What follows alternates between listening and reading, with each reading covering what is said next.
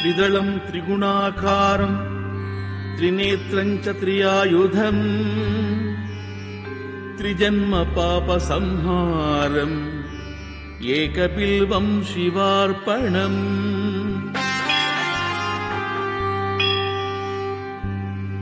त्रिशाकैः बिल्वपत्रैश्च अच्छिद्रैः कोमलैः शुभैः तव पूजां करिष्यामि एकबिल्वं शिवार्पणम्।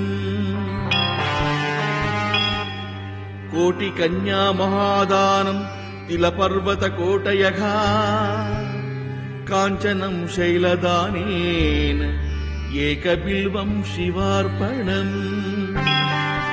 काशीक्षेत्रनिवासं च कालभैरवदर्शनम् प्रयागे माधवं दृष्ट्वा एकबिल्वं शिवार्पणम्।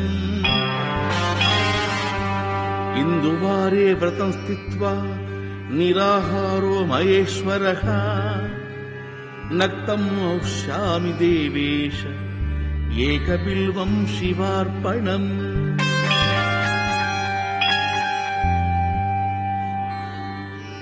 रामलिङ्गप्रतिष्ठा च वैवाहिककृतं तथा तटाकानि च सन्धानम् एकबिल्वं शिवार्पणम्। अखण्डबिल्वपत्रं च आयुतं शिवपूजनम् कृतं नाम सहस्रेण एकबिल्वं शिवार्पणम्।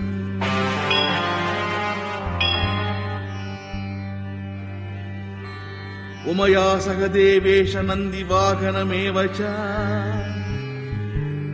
भस्मलेपन सर्वाङ्गम् एकबिल्वं शिवार्पणम्।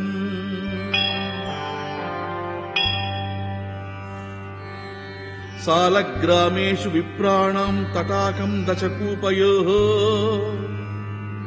यज्ञकोटिसहस्रस्य एकबिल्वं शिवार्पणम्। दन्तिकोटिसहस्रेषु अश्वमेधशतक्रतौ च कोटिकन्या महादानम् एकबिल्वं शिवार्पणम्।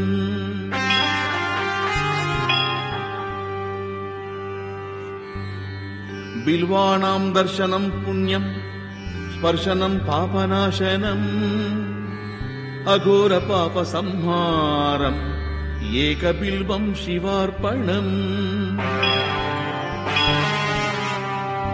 सहस्रवेदपाठेषु ब्रह्मस्थापनमुच्यते अनेकव्रतकोटीनाम् एकबिल्वं शिवार्पणम्। अन्नदानसहस्रेषु सहस्रोपनयनं तथा अनेकजन्म पापानि एकबिल्वं शिवार्पणम्। बिल्वाष्टकमिदं पुण्यं यः पठेत् शिवसन्निधौ शिवलोकमवाप्नोति एकबिल्वं शिवार्पणम्। इति श्री बिल्वाष्टकम्।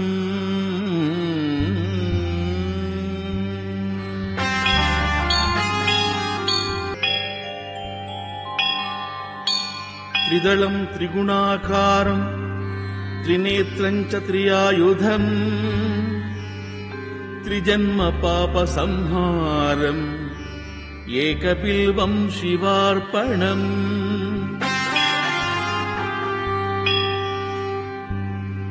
त्रिशाकैः बिल्वपत्रैश्च अच्छिद्रैः कोमलैः शुभैः तव पूजां करिष्यामि एकबिल्वं शिवार्पणम्। कोटिकन्या महादानं तिलपर्वतकोटयः काञ्चनं शैलदानेन एकबिल्वं शिवार्पणम्। काशीक्षेत्रनिवासं च कालभैरवदर्शनम् प्रयागे माधवं दृष्ट्वा एकबिल्वं शिवार्पणम्। ఇందువారే వ్రతం స్థిత్వా నిరాహారో మహేశ్వరః నక్తం మోక్ష్యామి దేవేశ ఏకబిల్వం శివార్పణం.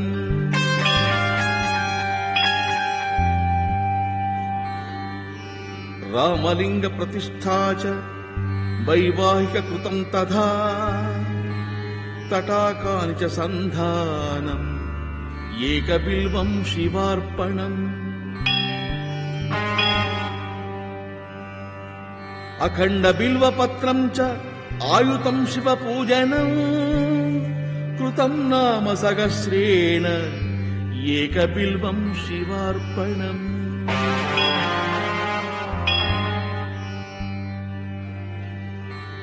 ఉమయా సహ దేవేశ నందివాహనమేవ చ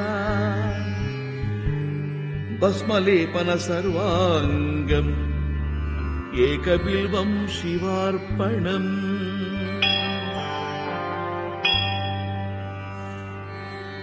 సాలగ్రామేషు విప్రాణాం తటాకం దశకూపయోః యజ్ఞకోటి సహస్రస్య ఏకబిల్వం శివార్పణం. దంతికోటి సహస్రేషు అశ్వమేధ శతక్రతౌ చ కోటి కన్యా మహాదానం ఏకబిల్వం శివార్పణం.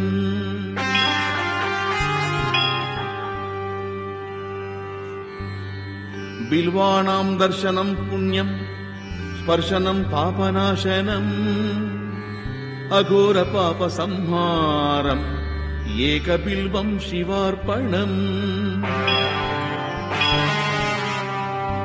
సహస్రవేద పాఠేషు బ్రహ్మస్థాపనముచ్యతే అనేక వ్రత కోటీనాం ఏకబిల్వం శివార్పణం. అన్నదాన సహస్రేషు సహస్రోపనయనం తథా అనేక జన్మ పాపాని ఏకబిల్వం శివార్పణం. బిల్వాష్టకమిదం పుణ్యం యప్పటే శివ సన్నిధౌ శివలోకమవాప్నోతి ఏకబిల్వం శివార్పణం. ఇది శ్రీ బిల్వాష్టకం.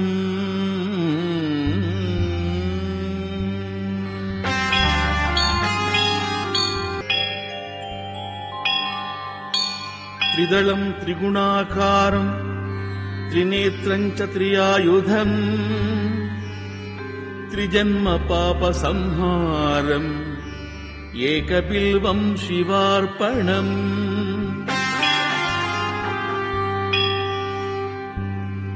త్రిశాకైః బిల్వపత్రైశ్చ అచ్ఛిద్రైః కోమలైః శుభైః తవ పూజాం కరిష్యామి ఏకబిల్వం శివార్పణం. కోటి కన్యా మహాదానం తిలపర్వత కోటయః కాంచనం శైలదానేన ఏకబిల్వం శివార్పణం. కాశీక్షేత్ర నివాసం చ కాలభైరవ దర్శనం ప్రయాగే మాధవం దృష్ట్వా ఏకబిల్వం శివార్పణం. ఇందువారే వ్రతం స్థిత్వా నిరాహారో మహేశ్వరః నక్తం మోక్ష్యామి దేవేశ ఏకబిల్వం శివార్పణం.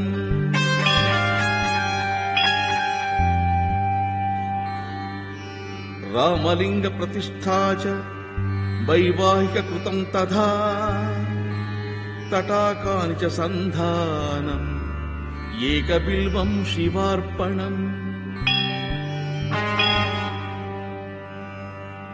అఖండ బిల్వపత్రం చ ఆయుతం శివ పూజనం కృతం నామ సహస్రేణ ఏకబిల్వం శివార్పణం.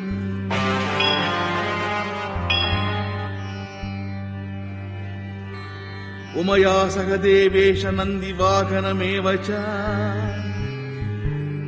భస్మలేపన సర్వాంగం ఏకబిల్వం శివార్పణం.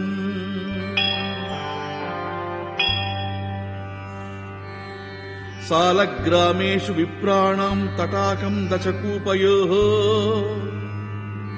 యజ్ఞకోటి సహస్రస్య ఏకబిల్వం శివార్పణం.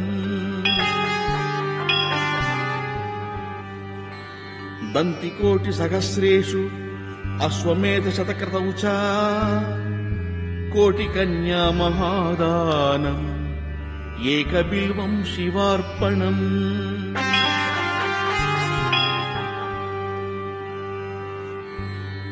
బిల్వానాం దర్శనం పుణ్యం స్పర్శనం పాపనాశనం అఘోర పాప సంహారం ఏకబిల్వం శివార్పణం.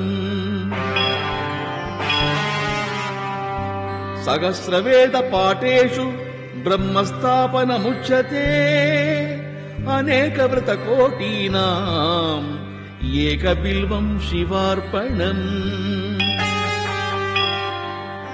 అన్నదాన సహస్రేషు సహస్రోపనయనం తథా అనేక జన్మ పాపాని ఏకబిల్వం శివార్పణం. బిల్వాష్టకమిదం పుణ్యం యప్పటే శివ సన్నిధౌ శివలోకమవాప్నోతి ఏకబిల్వం శివార్పణం. ఇతి శ్రీ బిల్వాష్టకం.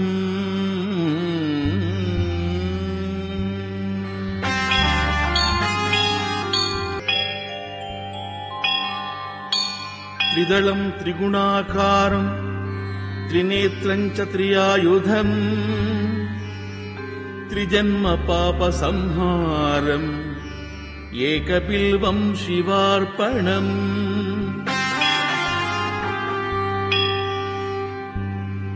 త్రిశాకైః బిల్వపత్రైశ్చ అచ్ఛిద్రైః కోమలైః శుభైః తవ పూజాం కరిష్యామి ఏకబిల్వం శివార్పణం. కోటి కన్యా మహాదానం తిలపర్వత కోటయః కాంచనం శైలదానేన ఏకబిల్వం శివార్పణం. కాశీక్షేత్ర నివాసం చ కాలభైరవ దర్శనం ప్రయాగే మాధవం దృష్ట్వా ఏకబిల్వం శివార్పణం. ఇందువారే వ్రతం స్థిత్వా నిరాహారో మహేశ్వరః నక్తం ఔష్యామి దేవేశ ఏకబిల్వం శివార్పణం.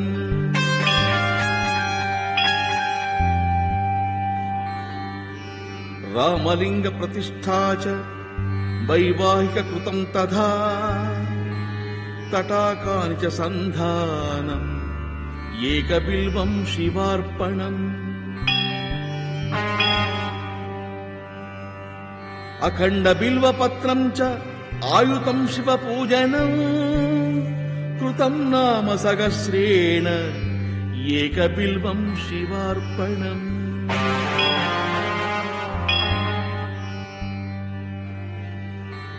ఉమయా సహ దేవేశ నందివాహనమేవ చ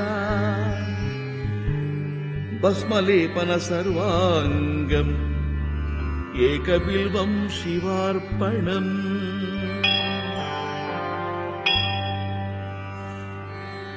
సాలగ్రామేషు విప్రాణాం తటాకం దశకూపయోః యజ్ఞకోటి సహస్రస్య ఏకబిల్వం శివార్పణం. దంతికోటి సహస్రేషు అశ్వమేధ శతకృతౌ చ కోటి కన్యా మహాదానం ఏకబిల్వం శివార్పణం.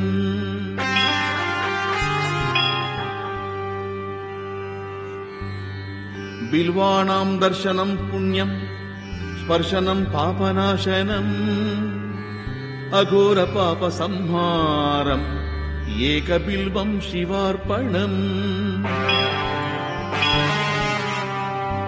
సహస్రవేద పాఠేషు బ్రహ్మస్థాపనముచ్యతే అనేకవ్రతకోటీనాం ఏకబిల్వం శివార్పణం. అన్నదాన సహస్రేషు సహస్రోపనయనం తథా అనేక జన్మ పాపాని ఏకబిల్వం శివార్పణం. బిల్వాష్టకమిదం పుణ్యం యప్పటే శివ సన్నిధౌ శివలోకమవాప్నోతి ఏకబిల్వం శివార్పణం. ఇది శ్రీ బిల్వాష్టకం.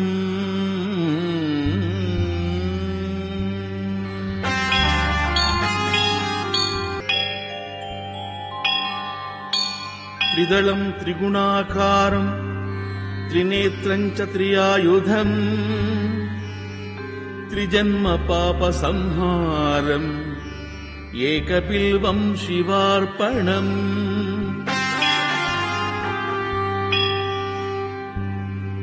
త్రిశాకైః బిల్వపత్రైశ్చ అచ్ఛిద్రైః కోమలైః శుభైః తవ పూజాం కరిష్యామి ఏకబిల్వం శివార్పణం.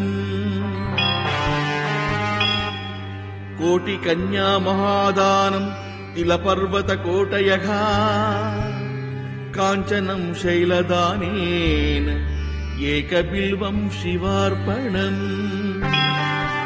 కాశీక్షేత్ర నివాసం చ కాలభైరవ దర్శనం ప్రయాగే మాధవం దృష్ట్వా ఏకబిల్వం శివార్పణం. ఇందువారే వ్రతం స్థిత్వా నిరాహారో మహేశ్వరః నక్తం ఔష్యామి దేవేశ ఏకబిల్వం శివార్పణం.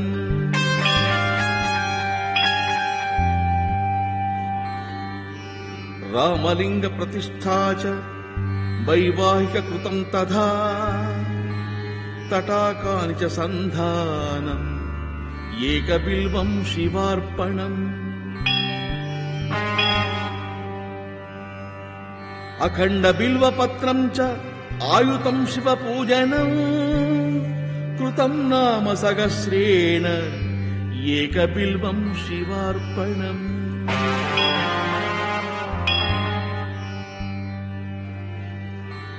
ఉమయా సహ దేవేశ నందివాహనమేవ చ భస్మలేపన సర్వాంగం ఏకబిల్వం శివార్పణం.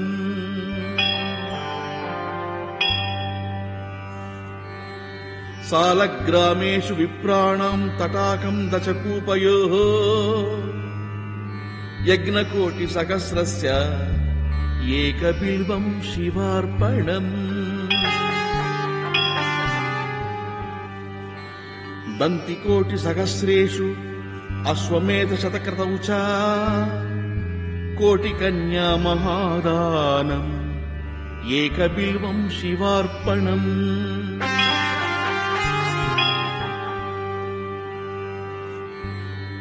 బిల్వాణాం దర్శనం పుణ్యం స్పర్శనం పాపనాశనం అఘోర పాప సంహారం ఏకబిల్వం శివార్పణం. సహస్రవేద పాఠేషు బ్రహ్మస్థాపనముచ్యతే అనేకవ్రతకోటీనాం ఏకబిల్వం శివార్పణం. అన్నదాన సహస్రేషు సహస్రోపనయనం తథా అనేక జన్మ పాపాని ఏకబిల్వం శివార్పణం. బిల్వాష్టకమిదం పుణ్యం యప్పటే శివ సన్నిధౌ శివలోకమవాప్నోతి ఏకబిల్వం శివార్పణం. ఇది శ్రీ బిల్వాష్టకం.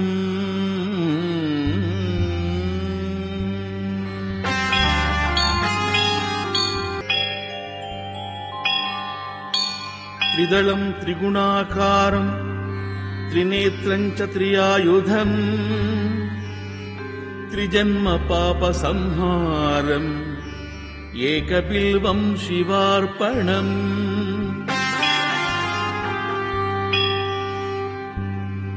త్రిశాకైః బిల్వపత్రైశ్చ అచ్చిద్రైః కోమలైః శుభైః తవ పూజాం కరిష్యామి ఏకబిల్వం శివార్పణం. కోటికన్యా మహాదానం తిలపర్వతకోటయః కాంచనం శైలదానేన ఏకబిల్వం శివార్పణం. కాశీక్షేత్ర నివాసం చ కాలభైరవ దర్శనం ప్రయాగే మాధవం దృష్ట్వా ఏకబిల్వం శివార్పణం. ఇందువారే వ్రతం స్థిత్వా నిరాహారో మహేశ్వరః నక్తం ఔష్యామి దేవేశ ఏకబిల్వం శివార్పణం.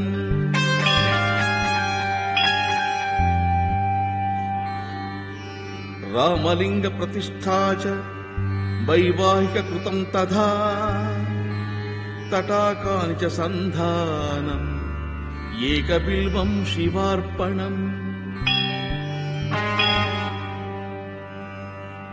అఖండ బిల్వపత్రం చ ఆయుతం శివ పూజనం కృతం నామ సహస్రేణ ఏకబిల్వం శివార్పణం.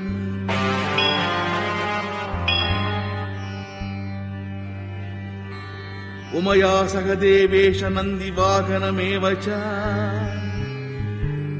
భస్మలేపన సర్వాంగం ఏకబిల్వం శివార్పణం.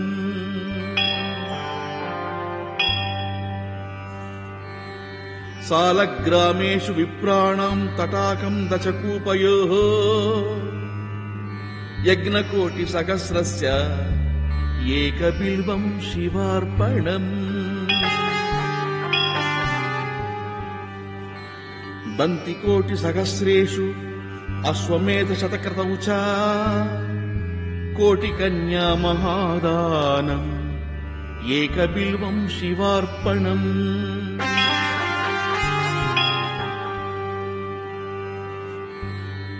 బిల్వానాం దర్శనం పుణ్యం స్పర్శనం పాపనాశనం అఘోర పాప సంహారం ఏకబిల్వం శివార్పణం. సహస్రవేద పాఠేషు బ్రహ్మస్థాపనముచ్యతే అనేక వ్రత కోటీనాం ఏకబిల్వం శివార్పణం. అన్నదాన సహస్రేషు సహస్రోపనయనం తథా అనేక జన్మ పాపాని ఏకబిల్వం శివార్పణం. బిల్వాష్టకమిదం పుణ్యం యప్పటే శివ సన్నిధౌ శివలోకమవాప్నోతి ఏకబిల్వం శివార్పణం. ఇతి శ్రీ బిల్వాష్టకం.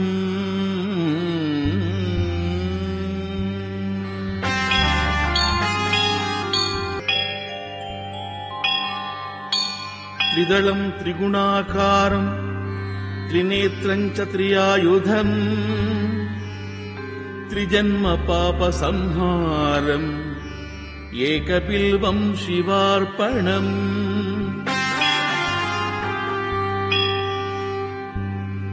త్రిశాకైః బిల్వపత్రైశ్చ అచ్చిద్రైః కోమలైః శుభైః తవ పూజాం కరిష్యామి ఏకబిల్వం శివార్పణం.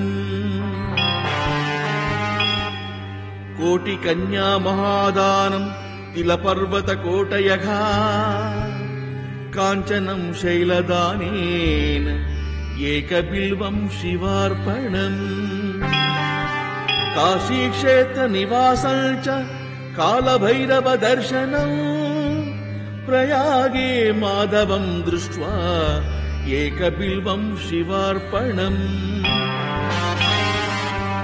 ఇందువారే వ్రతం స్థిత్వా నిరాహారో మహేశ్వరః నక్తం ఔష్యామి దేవేశ ఏకబిల్వం శివార్పణం.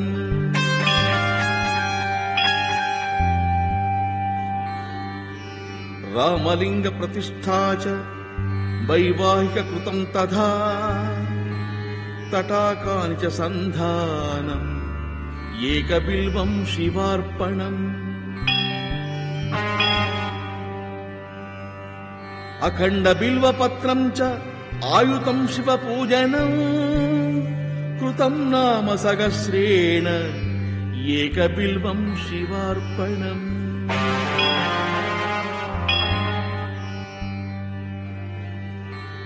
ఉమయా సహ దేవేశ నందివాహనమేవ చ భస్మలేపన సర్వాంగం ఏకబిల్వం శివార్పణం.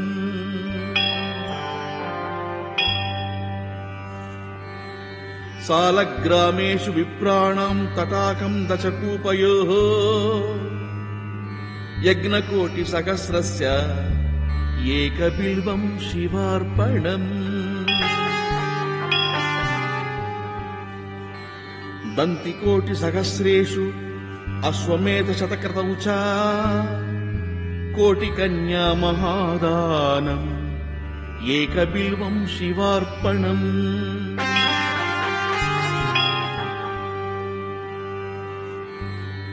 బిల్వానాం దర్శనం పుణ్యం స్పర్శనం పాపనాశనం అఘోర పాప సంహారం ఏకబిల్వం శివార్పణం. సహస్రవేద పాఠేషు బ్రహ్మస్థాపనముచ్యతే అనేక వ్రత కోటీనాం ఏకబిల్వం శివార్పణం. అన్నదాన సహస్రేషు సహస్రోపనయనం తథా అనేక జన్మ పాపాని ఏకబిల్వం శివార్పణం. బిల్వాష్టకమిదం పుణ్యం యప్పటే శివ సన్నిధౌ శివలోకమవాప్నోతి ఏకబిల్వం శివార్పణం. ఇది శ్రీ బిల్వాష్టకం.